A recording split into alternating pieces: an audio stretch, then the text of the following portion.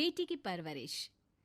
जिंदगी किसी को किस मोड़ तक ला सकती है। एक दिन कविता अपने पति से कहती है, कौन है ये बच्ची, बताते क्यों नहीं, क्यों लेकर आए हो इसे यहाँ? कविता, ये मेरी बच्ची है। माँ पापा मेरी शादी शिवानी से करने के लिए मान नहीं रहे थे, लेकिन मैं उससे बहुत प्यार करता था। अब वो इस दुनिया में नहीं है, लेकिन सन्निका की जिम्मेदारी मेरी है। इसे मैं अपने पास ही रखूंगा। कविता ये देखकर सुनकर सन्न रह जाती है। कैसी बात कर रहे हैं आप? लोग क्या कहेंगे? मैं कैसे इस बच्चे के साथ जीवन चलाऊंगी? देखिए, इसे देखकर मुझे टेंशन हो रही है। आप इसे ले जाइए यहाँ से। मेरी भी तो बेटी है, मैं उसका हक कैसे मार दूं? दिनेश कविता को किसी तरह समझा लेता है। देखो सन्निका, ये आज से तुम्हारी माँ है, इन्हें तुम्हें माँ कहना है। कविता को तो सन्निका को देखना भी गवारा नहीं है, फिर वो उसकी माँ कैसे बन पाती? और शायद दिनेश भी ये हकीकत जानता था। कुछ साल बाद देखिए, अब राधिका बड़ी हो गई है, उसके लिए किसी अच्छे घर का रिश्ता देखिए ना। शादी तो करवानी है ना? हाँ, लेकिन सन्निका उससे बड़ी है, पहले तो उसकी शादी तय करेंगे ना। जमाना जानता है कि वो एक नाजायज लड़की है, कोई उससे शादी क्यों करेगा? वैसे भी आता है क्या उसे, जो कोई उसे अपने घर की बहू बनाएगा? तभी वहाँ सन्निका आ जाती है। पापा, मुझे स्कॉलरशिप मिल गई है, आगे का सारा खर्चा यूनिवर्सिटी वाले उठाएंगे। मैं कल ही वहाँ हॉस्टल में शिफ्ट हो रही हूँ। लो, सुना दिया ना फैसला। अरे अब क्यों शिफ्ट हो रही हो? पहले ही हो जाती शिफ्ट। दुनिया में यूं कालिक तो ना होती हमारी। क्या यार कविता, एक तो खुशी की बात है कि लड़की को कुछ आगे बढ़ने पढ़ने का मौका मिल रहा है, लेकिन नहीं, तुमको तो केवल ताना मारना ही आता है। जाकर देखो शिवानी क्या कर रही है। अरे हाँ, मैं शिवानी को दूध देना भूल गई, वो कैसे उठेगी? कविता को ये सुनकर गुस्सा आ जाता है। हाँ हाँ, अपनी किताबों से फुर्सत मिले तब ना। मेरी बेटी ना कुछ खाए ना कुछ पिए, यही तो चाहती हो तुम। सन्निका, जिसने कभी कविता से बात ही नहीं की थी, क्योंकि वो उसे हमेशा कोसती, वो वहाँ से बिना कुछ कहे निकल जाती है। खाना तो पूरा बन गया, अब जाकर आराम से पैकिंग करती हूँ, कल वक्त से निकल जाऊंगी। देखिए जी, वैसे तो ये लड़की मुझे एक आंख पसंद नहीं, अपने कमरे में पैकिंग कर रही है। अरे मुझसे तो कभी बात भी नहीं करती। आप साफ साफ बोल दीजिए उसे कि घर से जाएगी तो सारा काम कौन करेगा? उसकी माँ। माँ का नाम सुनकर सन्निका भी वहाँ आ जाती है। नहीं, वो कैसे करेंगी, वो तो मर गई है ना। उस मनहूस औरत को मेरे घर में याद करने की कोई जरूरत नहीं है, समझी? वैसे भी ना होते हुए भी तेरी शक्ल में लगता है कि वो हमारे बीच में ही है हमेशा से। तो ठीक है ना, जब जा रही हूँ तो क्यों प्रॉब्लम हो रही है आपको? सन्निका घर से निकल रही थी। कविता ना चाहते हुए भी सन्निका को रोक लेना चाहती थी, और वजह थी सिर्फ उसकी सोशल लाइफ का डिस्टर्ब हो जाना। किटी में कविता की सहेलियाँ कहती हैं, क्या बात है, तू परेशान सी लग रही है, सब ठीक तो है ना? क्या हुआ, उस सन्निका ने फिर कोई तमाशा किया क्या? अरे नहीं नहीं, चली गई, वो तो ऑक्सफोर्ड की कोई NGO है, उसकी स्कॉलरशिप मिली है। मेरा भाई बता रहा था कि उसका तो फ्यूचर ब्राइट है।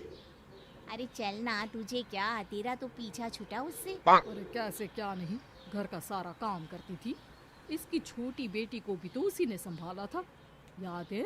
उसकी छोटी बेटी का जो केस हुआ था, वो भी अपने सर ले लिया था। हाँ, तो बदले में सारा खर्चा भी तो हम लोग ही उठा रहे थे ना। और पता है, वो मुझसे बात भी नहीं करती, जैसे पता नहीं मैं ही उसके माँ के मरने के लिए जिम्मेदार हूँ। अरे खुद को क्यों दोष दे रही है? तूने जो किया शायद कोई नहीं करता। कविता को समझ में नहीं आ रहा था कि उसके साथ ऊपर वाले ने ऐसा क्यों किया। वो शाम को घर आती है। आज तो बहुत खुश होगी तुम, एक बला से छुटकारा मिला ना तुमको। बेचारी की जिंदगी नरक बना कर रखी थी। वो तो कहते हैं ना, ऊपर वाला सब देखता है। देखो, चुन लिया उसने अपना रास्ता। कविता का मन तो करता है कि वो पति को सब कुछ सुना दे, लेकिन सामने सास खड़ी होती है। ये तो है, बेचारे को खाना बनाने से लेकर घर के सारे काम करने पड़ते थे। बाहर का भी कोई काम होता तो वही देखती। अब देखते हैं घर का काम कैसे होता है। तभी कविता की बेटी उसके लिए चाय लेकर आ जाती है। लो माँ चाय, कैसी रही किट्टी? अच्छी थी बेटा, खाने में कुछ बनाया है क्या? हाँ, सन्निका दीदी जैसी ही सब्जी बना दी है, आप रोटी बना लो। और हाँ, कल मैं चली जाऊंगी इलेक्ट्रिक बिल और राशन लाने के लिए। अच्छा अच्छा, पैसे मैं दे दूंगी। सन्नी का कार्ड दे गई है ना? हाँ माँ, एक कार्ड तो देकर गई है। अरे चोर नहीं थी वो, मेरे बेटे का ही खून है।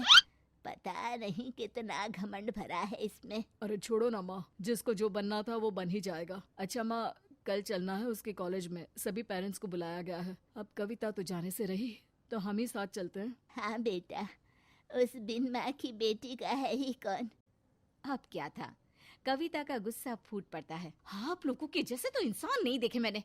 अरे मेरे सामने ही अपनी नाजायज बेटी को लाकर बिठा दिया। रोज मैं उसे देखती तो एहसास होता कि कैसे आपने मुझे इतना बड़ा धोखा दिया। जरा सोचिए तो, अगर ऐसा ही कुछ मैंने किया होता तो। अरे रहने दे, क्या नहीं किया तूने उसके बदले में। उस मासूम के साथ क्या क्या करती थी सब जानते हैं हम। अरे छोड़ो ना माँ, ये तो एक बात लेकर बैठ जाती है। चलो सोने चलते हैं। अगले दिन दिनेश और उसकी माँ सन्निका के कॉलेज में जाते हैं। कैसी हो बेटा, मेरा नाम रोशन करना। जरूर पापा। ये ले बेटा, पैसे रख ले। नहीं, वो कविता ने काट दिया है। अरे बेटा, वो माँ है तुम्हारी, उसका नाम क्यों लेती हो? अरे हटाओ भी, क्या ही क्या है उसने इसके लिए, क्यों माँ बोले। तभी वहाँ सन्निका की टीचर आ जाती हैं। सन्निका की माँ नहीं आई? जी नहीं, वो घर में बेटी है ना, सबका एक साथ आना तो मुमकिन नहीं था। तो उन्हें भेज देते, हम सभी उनसे मिलना चाहते हैं। मानना पड़ेगा, बहुत अच्छी तरह से पाला है उन्होंने अपनी बेटी को। क्या घर का काम, क्या बाहर का। कॉन्फिडेंस तो कूट कूट कर भरा है। पैसे रुपये के लिए भी इसे किसी का मुंह नहीं देखना पड़ता। स्कूली शिक्षा भी लाजवाब है।